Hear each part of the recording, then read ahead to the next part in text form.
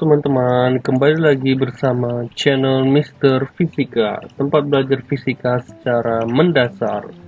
Kali ini kita akan masuk ke materi yang berjudul besaran turunan. Nah, jadi apa sih itu besaran turunan? Jadi besaran turunan adalah besaran yang satuannya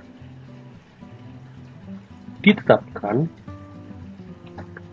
berdasarkan satuan dari besaran pokok. Nah, jadi gimana sih itu maksudnya? Nah, langsung saja kita masuk ke contohnya. Oke, kita mulai dari contoh pertama, yaitu kecepatan. Nah, teman-teman pasti tahu bahwasannya satuan dari kecepatan adalah meter per second atau kilometer per jam. Nah, apa sih itu kecepatan? Kecepatan itu adalah perubahan jarak dibagi selang waktu yang dirumuskan dengan V sama dengan S per T. Nah, di sini kita lihat bahwasannya S sendiri itu adalah satuan dari jarak atau panjang yang satuannya adalah meter, dan T adalah waktu yang satuannya adalah second, sehingga didapatkan satuan dari kecepatan adalah meter per second. Nah, dari sini kita bisa simpulkan bahwasannya kecepatan adalah salah satu besaran turunan. Kemudian ada yang namanya percepatan. Nah, percepatan itu apa sih?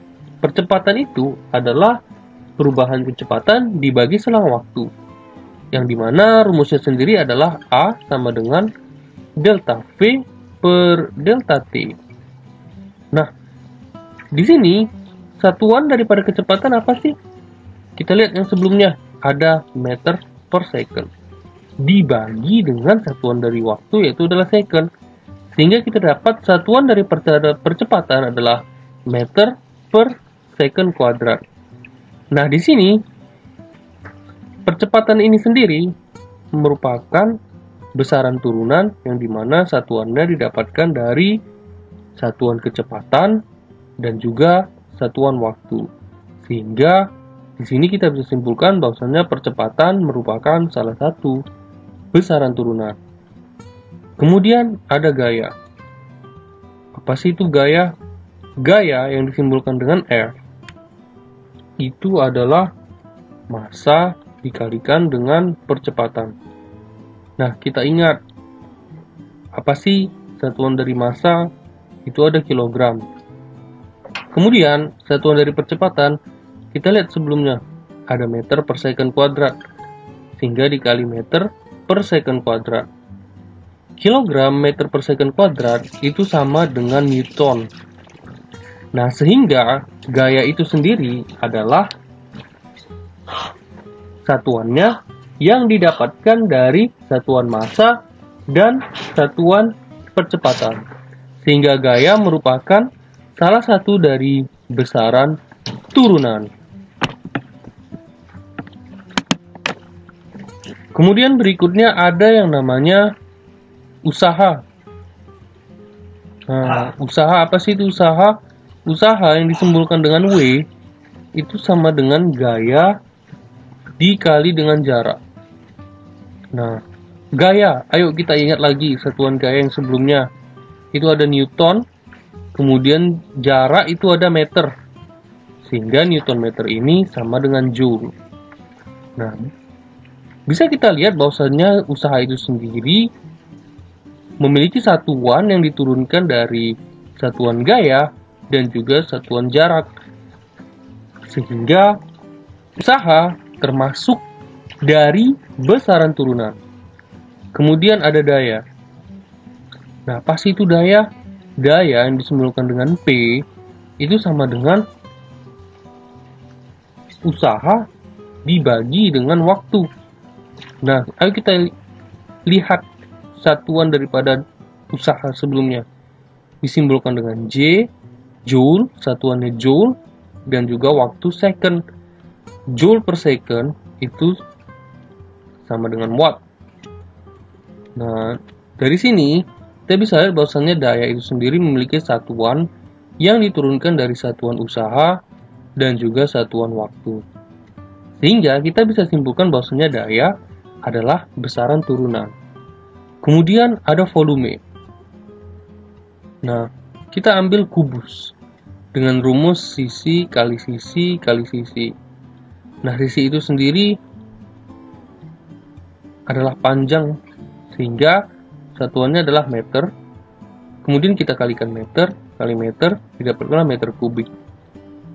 Nah, di sini kita bisa lihat bahwasannya volume ini memiliki satuan yang diturunkan dari satuan panjang yang dipangkatkan 3.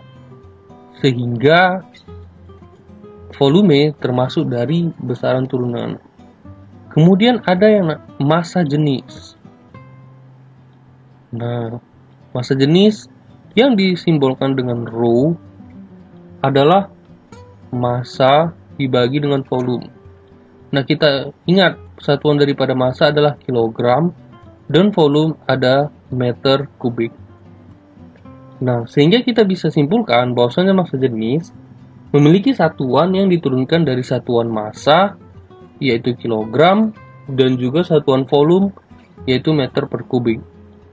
Sehingga massa jenis merupakan salah satu dari besaran turunan. Nah,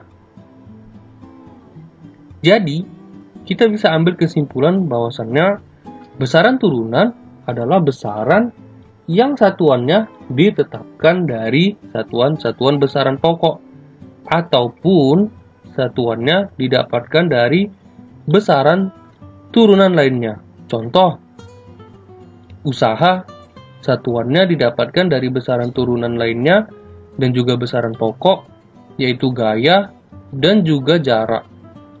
Kemudian ada daya yang satuannya didapatkan dari satuan usaha dan juga satuan waktu. Sehingga ini berbeda sekali dengan besaran pokok, yang dimana besaran pokok itu sendiri seperti panjang, massa, waktu, suhu, arus listrik, jumlah zat, dan intensitas cahaya, di mana besaran-besaran tersebut satuannya sudah ditetapkan sejak lama dan tidak diturunkan dari besaran-besaran lainnya yang ada. Berbeda banget kan dengan besaran turunan, yang dimana satuannya itu didapatkan dari besaran pokok ataupun besaran turunan lainnya. Nah, sekian teman-teman untuk materi kita di episode ini. Semoga teman-teman dapat memahami besaran turunan, dan stay tune untuk episode Mister Fisika selanjutnya. Terima kasih dan sampai jumpa.